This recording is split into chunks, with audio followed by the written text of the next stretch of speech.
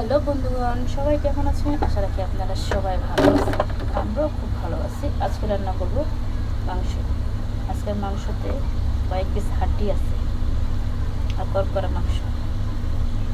আমার কাছে এরকম হাড্ডিওয়ালা মাংস খুব পছন্দ। আপনাদের দেখাইতেছি যে আলু, পেঁয়াজ, আদা রসুন দিয়ে এটাকে তেলের ভিতরে কষাইতেছি। তারপর মাংসটা দিয়ে দিব।